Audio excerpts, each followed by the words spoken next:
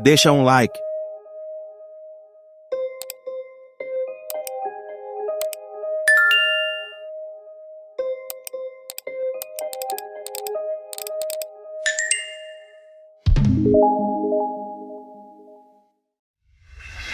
A nossa vida moral, ela é sempre feita numa perspectiva de individualismo.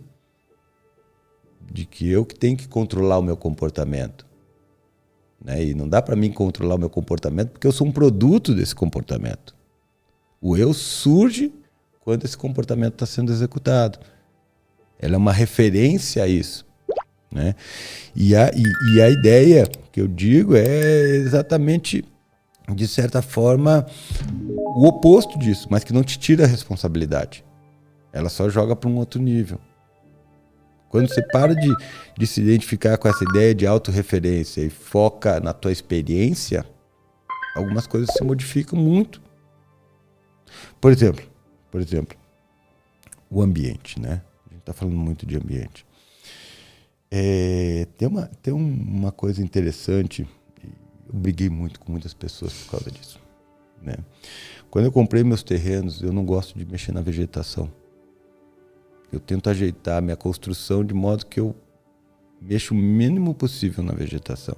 E as pessoas não sabem por que isso, porque a maioria das pessoas compra o terreno, na minha região é uma região muito bonita, é uma cobertura vegetal muito diversa, muito bacana. E as pessoas compram o terreno e passam uma patrola no terreno e dizem para mim, eu limpei o terreno. E o cara, mas onde é que estava a sujeira? Eu achei que a sujeira chegou agora com esse monte de saco de cimento, tijolo, enfim. Né? E as pessoas, inclusive as pessoas da minha família, elas não entendiam isso, porque eu não vejo o terreno como uma propriedade minha. Eu vejo o terreno como uma responsabilidade minha. Não é o terreno que é meu. Sou eu que sou daquele terreno. Ali é o espaço onde eu vivo. Eu vou morrer, o terreno vai continuar ali. Então eu tenho responsabilidade por aquilo, porque aquilo é meu ambiente, eu tenho que cuidar daquilo. O meu terreno é o mais arborizado que tem na minha região. Eu tenho esse terreno há sei lá quanto tempo. As árvores que estavam lá continuam lá até hoje. As pessoas não gostam. O terreno é um matagal. E realmente, hoje ele destoa, porque não tem mais nenhuma árvore em volta. Ele destoa de todos os outros. Mas eu entendi o que você quis dizer, porque isso faz você tomar mais cuidado com o que você tá... Por exemplo, eu vou deixar um monte de coisa bagunçada aqui, um monte de coisa suja, tá, não sei o quê. Muda a minha ética. Muda a forma como eu me entendo em relação ao mundo. Eu paro de ver o mundo centrado em mim e começo a ver o mundo como um fluxo do qual eu faço parte. O contexto do meu ambiente sou eu que estou fazendo. Imagina, eu fico imaginando assim, se todos nós, ao longo da nossa vida, tivéssemos preservado 20% da cobertura original dos nossos terrenos, quanto por cento a gente teria de cobertura original no nosso país? 20% a mais do que a gente tem hoje. Então, para mim, o terreno ele não é meu, eu que sou dele. Quando eu morrer, aquilo que eu deixei ali para o mundo, para a vida, mesmo que seja um negócio e é insignificante, cara, não tem significado nenhum. O negócio hoje é só minhas ranzizices, certo? Porque não tem significado nenhum, aquilo ali já está morto.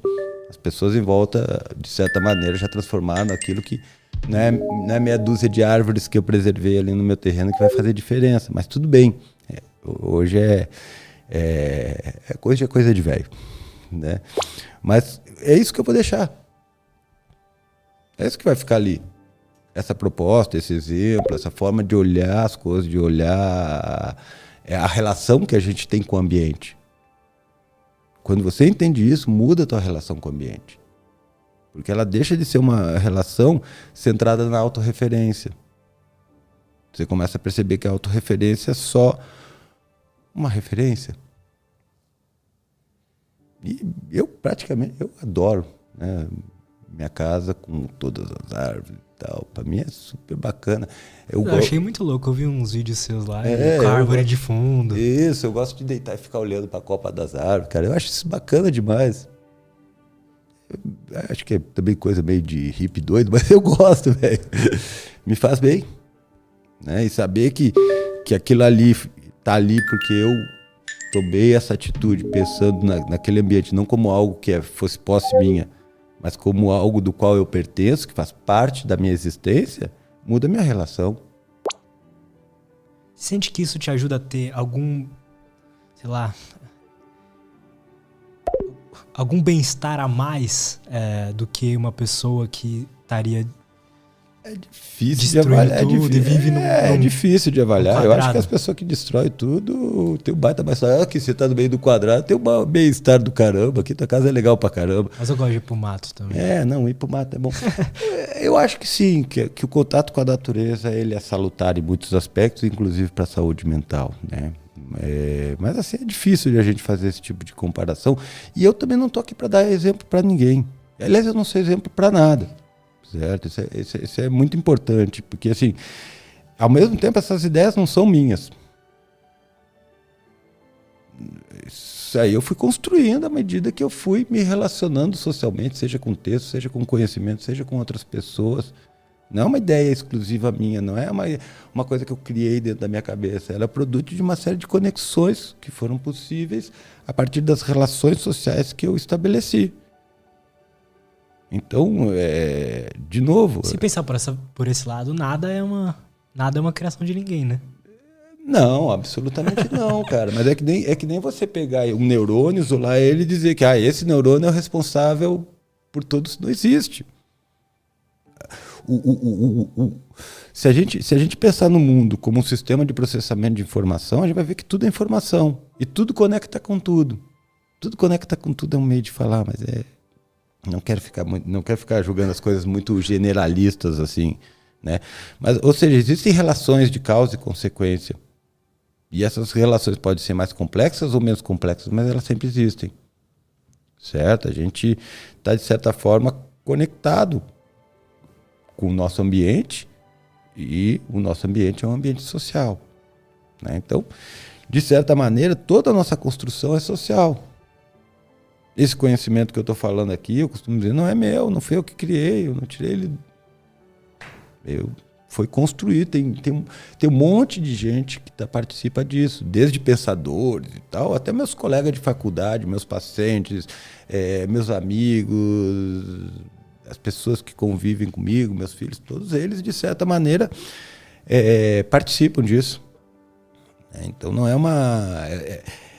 a individualidade ela é necessária enquanto um processo, mas ela não é necessariamente uma categoria que existe por si. A individualidade, que nem eu falei para você, ela se constrói nas relações sociais. Eu só consigo me entender como indivíduo enquanto eu entendo que tem um outro que é suficientemente parecido comigo para mim, de certa forma, conseguir entender que ele e eu talvez tenhamos uma experiência minimamente ou possivelmente parecidas. Então é nessa relação entre eu e o outro que a gente estabelece o individualismo e, de certa forma, essa visão um pouquinho mais limitada. Então, de certa maneira, eu costumo dizer que tudo que a gente tem nessa existência já existia antes da gente. Nosso conhecimento, nossos genes, a matéria do nosso corpo, o lugar onde a gente habita, ocupa, tudo isso aí já estava aí antes da gente e vai continuar depois que a gente não tiver mais aqui. A matéria do teu corpo ela não vai sumir depois que você morrer. Essas coisas que eu estou falando não surgiram comigo e não vão morrer quando eu morrer. Elas vão continuar, por exemplo, em pessoas que estão nos assistindo. Então, esse aspecto de entender essa perspectiva ambiental, ela não muda só a forma como a gente controla o ambiente, mas ele muda a forma como a gente experimenta esse ambiente.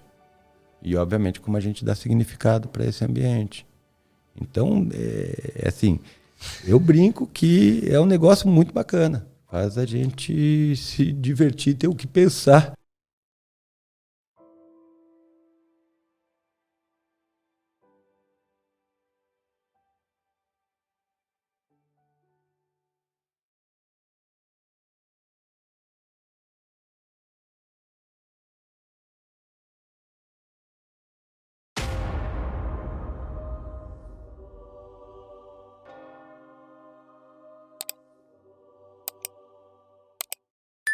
E aí, deixou o seu like? Yeah.